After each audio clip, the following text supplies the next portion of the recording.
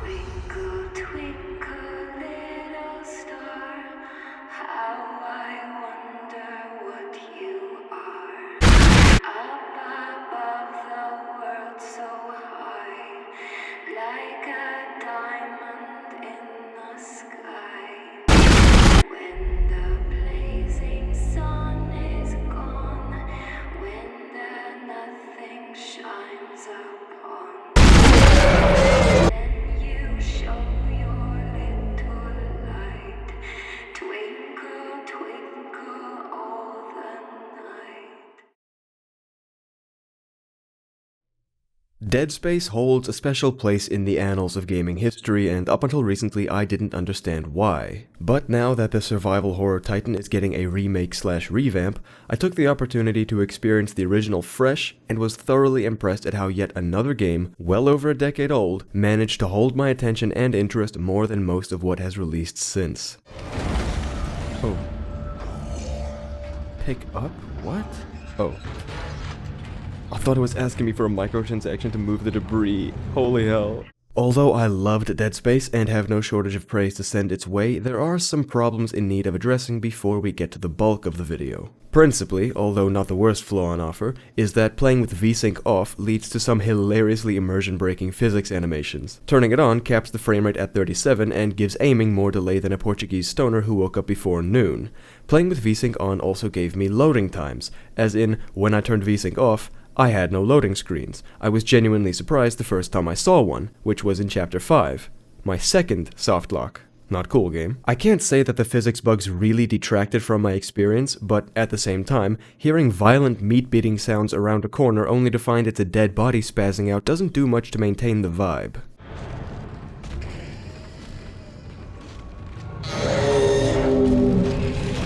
The Divider is probably my favorite necromorph type, but boy was it confusing the first time I encountered it, and after having killed its re-reanimated components, the no VSync dead body physics kicked in, which are almost indistinguishable from how they move normally. By now, you might have noticed that the enemies in this game require some rather unconventional methods to kill. Instead of headshots or bright center mass weak points, the necromorphs are vulnerable to vivisection, meaning that differences in their size, shape, and speed help dissuade you from becoming complacent or comfortable during combat. Early on, in the span of 3 minutes, you're notified 5 times of the necromorph's weakness to being dismembered, while the first and best integrated message was all that was necessary. The camera allows you unimpeded control of the x-axis, but upon moving up or down stairs or a ramp, automatically adjusts your view, making for annoying battles with the camera that should be disableable in the settings. Being a third-person shooter means that Dead Space runs into an ailment all too common among the genre, in that the over-the-shoulder camera can be a little too close for comfort at times. The claustrophobic level design and tight camera placement do certainly enhance the suspenseful atmosphere, but occasionally only hinder the player's immediate situational awareness. These moments are few and far between, but their inclusion is somewhat baffling all the same, considering how right the game got at the rest of the time. Last on the list of the game's shortcomings has got to be the story.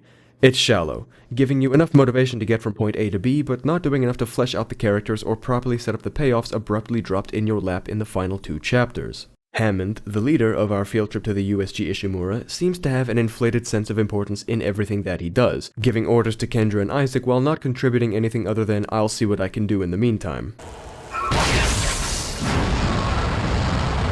We're given an abundance of hints, both subtle and not, that Hammond is an ineffective and unreliable leader, as though he's hiding something or plotting to betray you, but in the end, although he seemed that way, he turns out to be just as in over his head as Isaac and Kendra are, and equally as interested in survival. But that nonchalant character revelation wasn't developed enough for me to care all that much during his death scene. Isaac Clarke is about as good as it gets for a silent protagonist, which isn't all that good. The glimpses we get of his damsel wife Nicole are about as rare as UFO sightings are common, and not nearly enough to justify an emotional connection to the character. The game's combat and horror aspects got me far more invested in Isaac and his survival than this shallow alleged relationship. The few times we see Nicole, either in that one recording Isaac melancholically plays on repeat, or for the 5 minutes she actually gets to interact with us in-game, she doesn't do enough to garner our investment, making her payoff in Chapter 12 fall flat. Rescuing Nicole is supposed to be the thing driving Isaac to complete his mission, and yet, for most of my playtime, I was just as intent on making it off the Ishimura alive, having forgotten she existed.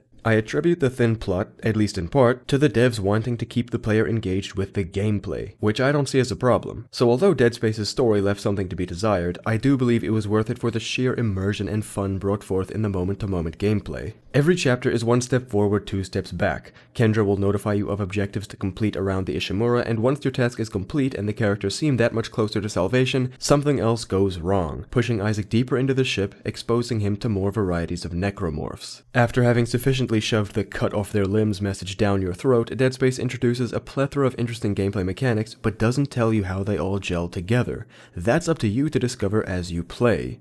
For example, using kinesis to throw explosive canisters at enemies for easy kills, or using stasis to slow down enemies to make horde combat more manageable. In terms of immersion, one of the game's greatest strengths has got to be the completely diegetic HUD. Isaac doesn't have a health bar. His suit has a built-in display for the wearer's vitals, which serves the same purpose. Ammo counters are bound to each weapon individually, and long-distance character interactions take the form of holograms projected in front of Isaac in-game. The only way to remove yourself from the experience is to pause the game, as even the inventory and map menus are diegetic. Instead of an arrow, compass, or on-screen objective marker, Isaac's suit will display a breadcrumb trail when prompted.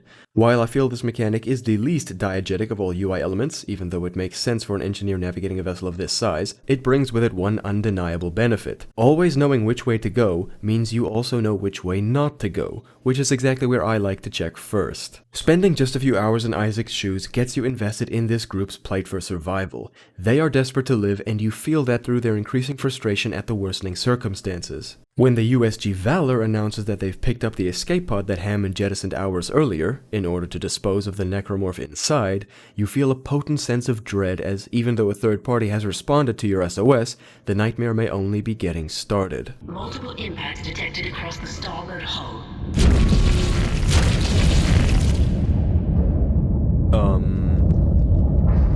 Why did it sound like fart noises? Gameplay is suspenseful most of the time, which serves to heighten the tension and keep you on edge so that it feels all the more satisfying when you finally get the opportunity to unload most of the ammo you've been saving at once. At first, it seemed like the enemy AI was routine and repetitive, but the further into the story I got, the more I took note of the variety of enemy types and different combinations and amounts of them, doing a lot to make every encounter feel distinct from the last, if not wholly unique. Another thing that makes the combat so unique is the fact that Isaac is an engineer and his arsenal consists mostly of repurposed tools. Combine that with a necromorph's vulnerability to dismemberment and you've immediately got yourself a creative and memorable combat system. Although, if there is one aspect of combat I'd have them alter or do away with completely in the sequels, it'd have to be those swarms of necromites, which, in large enough amounts, prevent you from doing anything other than spamming F while watching Isaac dance like my grandpa did whenever we used the microwave near him.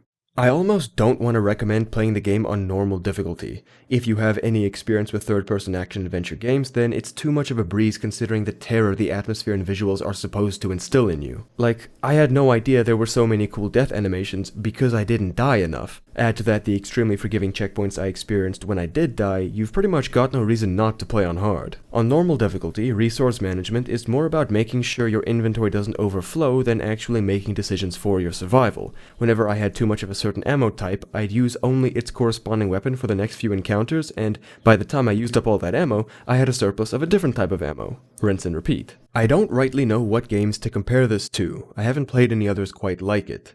The devs have made it clear that they took inspiration from Resident Evil 4, and while I adore that game, warts and all, Dead Space only shares a few superficial similarities with it. For the most part, Dead Space has done an incredible job of distinguishing itself from the entire genre of third-person survival shooters. However, I will say that if you enjoyed the film Event Horizon, you must check out Dead Space. And vice versa. The mysterious nature of the horror, the crewmates gone mad, and the sense of helplessness you feel, whether for the protagonist or as the protagonist, that film and this game have the same vibe, simply put. Early on at least. As the stories progress, they become more distinct to the point that they only really resemble each other in spirit. For example, Event Horizon didn't have zero-G combat. easily the most unique aspect of Dead Space's gameplay. I seriously thought that games weren't capable of this in 2008, but I guess most of them just weren't ambitious enough or didn't see any point in trying. The folks over at Visceral really deserve props for how well they did it, especially considering that in most games I've played, whenever I get taken out of the core gameplay loop and am forced to play by different rules, using different mechanics that are essentially watered down versions of the main ones, I don't enjoy it. The Zero-G gameplay here, however, strikes the perfect balance between unique and familiar, making the act of fighting hostile aliens in the vacuum of space both intuitive and enjoyable. Chapter 6 was the first real boss fight, which felt like a good mix of short and sweet, utilizing Zero-G combat to good effect and gelling well with the Abomination's design.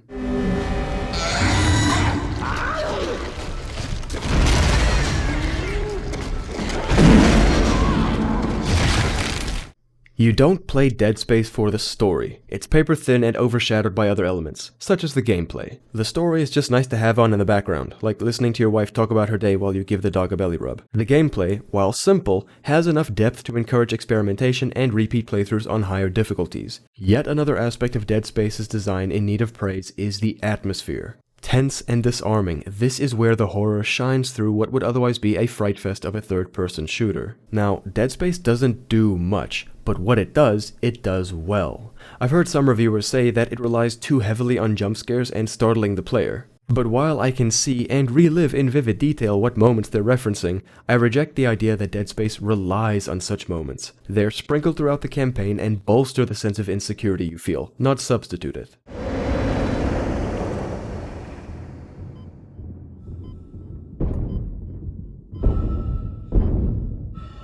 There's no sound in space, and it didn't make noise. That is epic. The necromorphs can play dead, tactical retreat, and behave erratically by default. No matter how ready you think you are for what's next, the game effortlessly manages to get your blood pumping. Frightening, sure, but not cheap.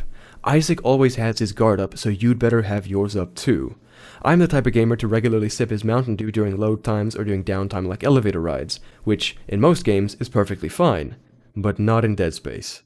If you're tired of hearing me gush over this game, then I've got bad news for you. The sound design is brilliant. Some rooms were overbearingly loud, which was extremely appropriate as the game takes you deep into the Ishimura, to places where only engineers or lost souls would find themselves. And occasionally the necromorphs would justify my choice to play with headphones on as they'd crawl in the vents around me, sending shivers up my spine as I was genuinely uncertain from what angle the feral footsteps were coming. Most of the time, though, environmental sound was limited to puffs of steam and distant metal clanking, which, don't get me wrong, made those other moments stand out, but left me wondering why they were so sparse. It is beautifully unnerving, however, that the elevator in motion sounds like something walking on top of it.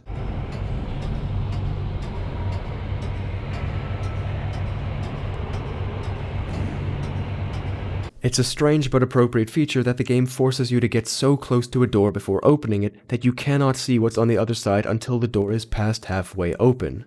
The game creates a sense of foreboding in you with the surprise attacks and backtracking changes, which in turn makes the simple action of opening a door suspenseful and intimidating. This is the moment I knew Dead Space was a masterpiece, when the trivial act of opening a door made me anxious. Isaac's posture is perpetually hunched over. This bothered me at first, because, duh. But as the story progressed and the difficulty gradually but noticeably increased, so did my general unease. And when considering a silent protagonist as little more than a vessel for the player to project their own emotions onto, it makes perfect sense that Isaac would be in a relentlessly tensed up state. Okay, you've been patient, here's another grievance for you. I thought the game was deeper than not allowing the player to kill a fellow engineer suffering in a situation we could just as easily have fallen into. All we can do is watch him suffer, when putting him out of his misery would have been the merciful, justifiable thing to do. The game has a habit of putting glass between Isaac and important narrative events, which would have worked better here. As it stands, this is a bizarre example of the game taking control out of the player's hands. On the other end of the spectrum, there is a moment where you pass a sobbing crewmate, so engrossed in their despair that they take no note of you. And mere minutes later, when the antagonist has vented all the oxygen from the area, you can return to see her corpse, just as unable to help her now as you were before. Technically, the game does take control away from you here as well, but considering there's no press F to console feature, all you could do otherwise is shoot her, which doesn't seem very in character for Isaac. Much like the previous example, all we can do is watch. But what else should we do? This woman is a victim of circumstances far beyond her comprehension or control. A somber needle in a haystack of horror. Alongside the game's exceptional atmosphere comes some undemanding and well-integrated world building. Every chapter sees Isaac traverse a different part of the ship, each with its own distinct style and purpose, making it all the more believable that the Ishimura had passengers, a crew, and a realistic role in deep space mining. The cult of unitology is a compelling and logical addition to the story that helps inform the motivations of the Ishimura's crew before you arrived. And for your convenience, there is a brief history of unitology in the form of an article you can find on the floor in Chapter 10. It is a religion practiced by some of the crew but regarded as lunacy by others. The game doesn't have any grand narrative to convince you of, it simply portrays the world as being inhabited by characters with conflicting worldviews. Just another in a long line of examples of beauty in simplicity. That is really what Dead Space is. To be frank though, the final boss fight was a tad lacking. Pretty much all of Chapter 12 was. Which got me thinking. Dead Space only has 3 boss fights, and they are by no means the highlights of the game. The real Dead Space experience is pretty much everything from Chapter 2 to Chapter 11, after the intro but before the climax, which I think is a testament to the gameplay loop that the devs created, in that the middle feels like the ideal, iconic Dead Space experience, while the beginning and end were more so obligatory for story purposes. Dead Space has earned its place in the annals of gaming history, and while I have my fair share of gripes with the game, it was an undeniably fun and engrossing experience. Being sucked into its futuristic, claustrophobic environments and pitted against Lovecraftian monstrosities never got old. I always looked forward to the next encounter, while not playing the part of a dashing action hero or veteran combat expert, but an everyman desperate to survive, a husband dead set on rescuing his wife, an engineer doing his best. Dead Space serves as a well-rounded and captivating proof of concept, a beautiful stepping stone for what's to come, and I am excited for what's to come. As always, I love discussion and debate, so if you have any criticism of my take on Dead Space, then let me know in the comments. Thanks for watching. See you next time.